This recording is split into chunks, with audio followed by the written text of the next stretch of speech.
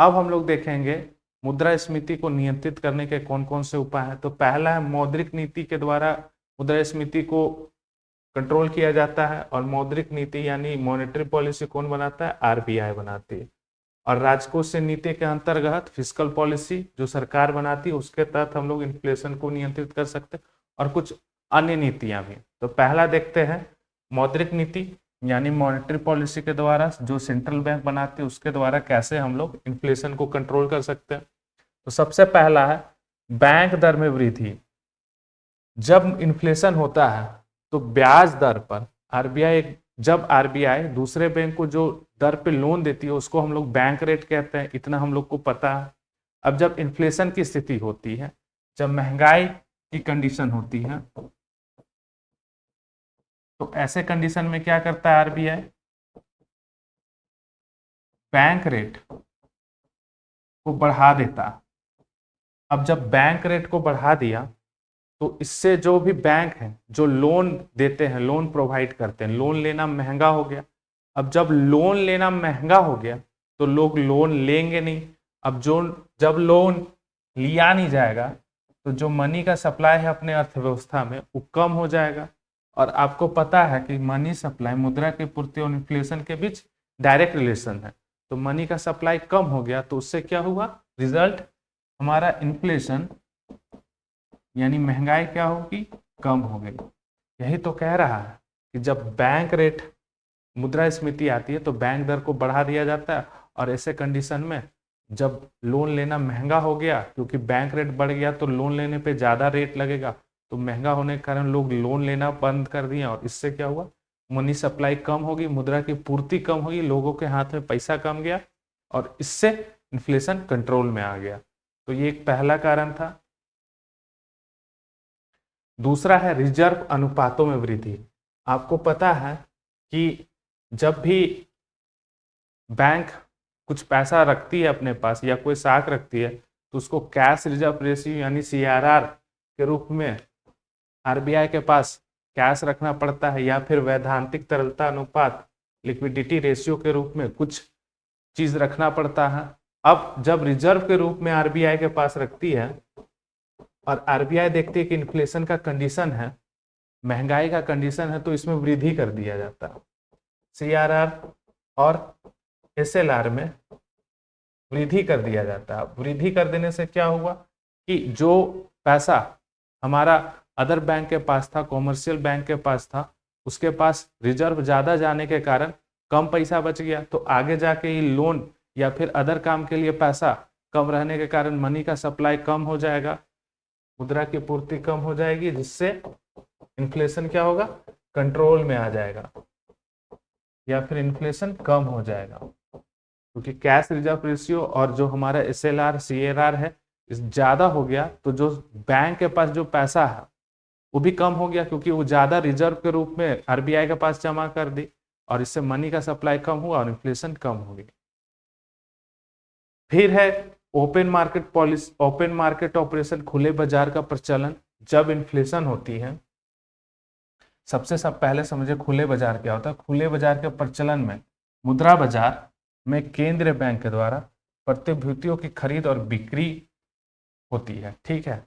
अब इसमें क्या होता है? ओपन मार्केट ऑपरेशन के तहत जब इन्फ्लेशन का कंडीशन देखा जाता है कि इन्फ्लेशन बहुत ज्यादा है, तब ओपन मार्केट पॉलिसी अपनाती है गवर्नमेंट। ऐसे कंडीशन में गवर्नमेंट क्या करती है कि अपना प्रतिभूति को बेचना शुरू कर देती है, सेल करती है, ठीक है।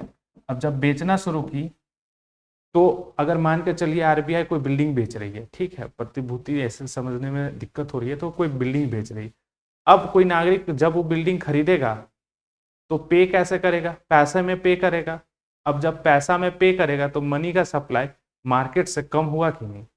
तो जब मनी का सप्लाई कम हुआ तो इससे इन्फ्लेशन क्या हो गई? कंट्रोल में आ गई। ओपन मार्केट पॉलिसी ऑपरेशन के द्वारा क्या हुआ? इन्फ्लेशन के कंडीशन है, इन्फ्लेशन बढ़ा हुआ, तो गवर्नमेंट क्या की, आरबीआई क्या की, प्रतिभूति को बेचना शुरू की, सेल करना शुरू की। अब जब बेच रही है तो लोग उसको पे कैसे करेंगे? कैश में करेंगे या फिर जैसे भी पे करें, तो उनके हाथ से पैसा किसके पास आ रहा है? आरबीआई के पास आ रहा है। और आरबीआई तो यही चाहता है कि अपने देश में मनी का सप्लाई को कम कर दे, जिससे हमारा मुद्रास्फीति कम हो जाए। तो ये एक उपाय और है। फिर है साख का राशनिंग कर देना।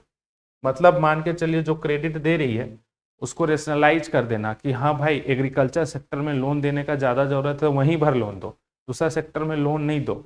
हर जगह लोन बांटोगे तो मनी का सप्लाई बढ़ जाएगा और इससे इन्फ्लेशन बढ़ जाएगी। तो राशनिंग कर देती है और राशनिंग के द्वारा इन्फ्लेशन को कंट्रोल कर दिया जाता। प्रत्यक्ष नियंत्रण, डायरेक्ट कंट्रोल करके भी मॉनेटरी पॉलिसी के द्वारा इन्फ्लेशन को कम किया जा सकता। तो ये था हमारा मौद्रिक नीति के द्वारा इन्फ्लेशन को कम करने का उपाय। फिर है फिस्कल पॉलिसी यानी राजकोषीय उपाय। तो पहला है कराधान, यानी कि टैक्सेशन में वृद्धि करके भी इन्फ्लेशन को कम किया जा सकता है। मान के चलिए इन्फ्लेशन है, अब इन्फ्लेशन की स्थिति में टैक्स को बढ़ा दी गवर्नमेंट। अब टैक्स ज्यादा देना पड़ रहा है तो लोगों के हाथ से मनी का सप्लाई कम हो रहा है और इसका रिजल्ट क्या हो रहा है कि इन्फ्लेशन भी कम हो रही है। ठीक है, तो इस कारण से भी आप इन्फ्लेशन को कम कर सकते हैं। सार्वजनिक व्यय में कटौती, हम आपको बताएं कि जो भी गवर्नमेंट एक्सपेंडिचर है, जैसे कि रोड बना रही है, अब सीमेंट कंपनी को दे रही है, रोड कंपनी को दे रही है, लेबर को पैसा दे रही है, सबके हाथ में पैसा आ रहा है, तो इन्फ्लेशन बढ़ रही है। लेकिन अगर गवर्नमेंट एक्सपेंडिचर कम कर दे, खर्च को कम कर दे, रोड कम बढ़ाए, तो इन लोगों के हाथ में पैसा कम गया, मजदूर के हाथ में पैसा कम गया और इसका रिजल्ट क्या हुआ? इन्फ्लेशन कम हो गई, क्योंकि मनी सप्लाई कम हो गया। तो ये एक राजकोषीय उपाय है जिसके तहत इन्फ्लेशन कंट्रोल में आ जाएगा। फिर है सार्वजनिक ऋण। अतिरिक्त सहायता राशि में कमी किया जाता है। जब भी इन्फ्लेशन यानी महंगाई की स्थिति होती है, उसमें सार्वजनिक जो लोन है उसको कम कर दिया जाता है ताकि लोग से सरकार के द्वारा ली जाने वाली उधारियों में वृद्धि हो। तो इस कंडीशन से भी इन्फ्लेशन को कंट्रोल कर सकते हैं। फिर है गैर उत्पाद खर्चों में कमी किया जाना, जैसे वेतन और पेंशन आदि। अगर वेतन बढ़ा के दे रही है तो जब लोगों के पास आय बढ़ रही है तो डिमांड ज़्यादा करेंगे चीज़ों की, और जब डिमांड बढ़ गई तो उससे मांग पक्ष हमारी मुद्रास्फीति का कारक था। फिर पेंशन ज़्यादा दे रहे हैं तो उससे लोगों के पास मनी का सप्लाई बढ़ रहा है, तो उससे इन्फ्लेशन आ रही है। तो ये सारे उपाय हैं जिसके तहत हम लोग इन्फ्लेशन को कंट्रोल कर सकते हैं। कुछ अन्य उपाय भी हैं, जैसे उत्पादन में वृद्धि। इसमें क्या होता है, उत्पादन में वृद्धि, उत्पादनकर्ता को अगर प्रोत्साहित कर रहे हैं और निर्यात बढ़ रहा है हमारा, तो हम लोगों को जाहिर सा बात है फायदा होगा और इन्फ्लेशन कंट्रोल में आएगी। फिर है मूल्य का नियंत्रण एवं राशनिंग। सरकार द्वारा आवश्यक वस्तुओं की कीमतों को नियंत्रित करके भी हम लोग इन्फ्लेशन को कंट्रोल कर सकते हैं। फिर है मजदूरी नीति। मजदूरी नीति सरकार के द्वारा संतुलित होनी चाहिए। ये सारे अन्य उपाय हैं जिसके तहत हम लोग इन्फ्लेशन यानी मुद्रास्फीति को कंट्रोल कर सकते हैं। कुछ अदर फैक्ट्स भी हैं स्फीति यानी इन्फ्लेशन से जुड़ा हुआ, जैसे कि अस्फीति, इसको मुद्रा संकुचन भी कहते हैं। ये इन्फ्लेशन का जस्ट उल्टा है। महंगाई में क्या हो रहा था कि मनी का सप्लाई हमारा बढ़ रहा था, इसमें मनी सप्लाई कम हो जाएगा। इन्फ्लेशन में क्या हो रहा था, कीमत बढ़ रहा था, इसमें कीमत सबका घट रहा होता, और इसको क्या बोला जाता है, इसको आर्थिक रोग बोला जाता है। तो अस्फीति क्या होता है, स्मृति का जस्ट उल्टा। एक है स्टैगफ्लेशन, ये स्मृति का समझ लीजिए अपडेटेड वर्जन है इन्फ्लेशन का। इसमें क्या होता है, अर्थव्यवस्था में जो इन्फ्लेशन है, मुद्रास्फीति ऊंची दर के साथ साथ इसमें गहनता से बेरोजगारी पाई जाती है, इसको बोला जाता है स्टैगफ्लेशन, स्थगन जन्य मुद्रास्फीति। फिर कुछ फैक्ट्स हैं कि जो विकसित देश है, जो डेवलप्ड कंट्री है, उसके लिए जो इन्फ्लेशन का रेशियो होना चाहिए वो 0 से 3% के बीच, और हमारे जैसे देश में अल्प विकसित देशों के लिए, डेवलपिंग कंट्री के लिए जो मुद्रास्फीति का दर है वो 3 से 7% के बीच होना चाहिए। ये एक अच्छा माना जाता है कि अल्प विकसित देशों के बीच अगर 3 से 7 के बीच इन्फ्लेशन रेट है तो वो अच्छा है। फिर है फ्लिप कर्व, जो इन्फ्लेशन से रिलेटेड है, कि फ्लिप वक्र एक आर्थिक अवधारणा है और यह क्या दिखाती है, मुद्रास्फीति और बेरोजगारी के बीच के संबंध को दर्शाती है। आपसे एग्जाम में पूछेगा कि फ्लिप वर्क क्या है, तो फ्लिप वर्क क्या दिखाता है, मुद्रास्फीति और बेरोजगारी के बीच के संबंध को दर्शाता है। इस वक्र के अनुसार एक अर्थव्यवस्था में मुद्रास्फीति और बेरोजगारी के बीच विपरीत संबंध है। यानी जब मुद्रास्फीति अधिक होती है तो बेरोजगारी कम होती है, और जब बेरोजगारी अधिक होती है तो मुद्रास्फीति कम होती है। ठीक है, इसके अनुसार जो मुद्रास्फीति है, इन्फ्लेशन है, के बीच इनवर्स रिलेशन है अनएम्प्लॉयमेंट से।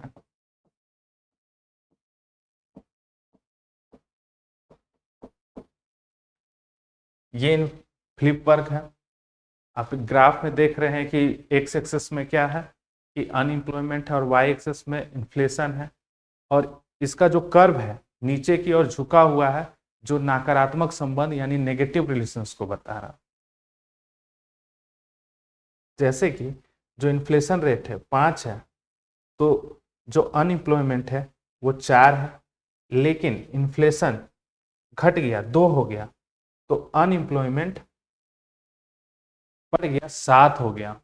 कहने का मतलब क्या है कि इसको ऐसे समझिए कि जब इन्फ्लेशन है, महंगाई है, महंगाई दर 5 पे, सब चीजें महंगी हैं, तो आपको काम करना ही पड़ेगा, और काम करना पड़ेगा तो बेरोजगार आप नहीं रहिएगा, तो बेरोजगार कम हो जाएगा।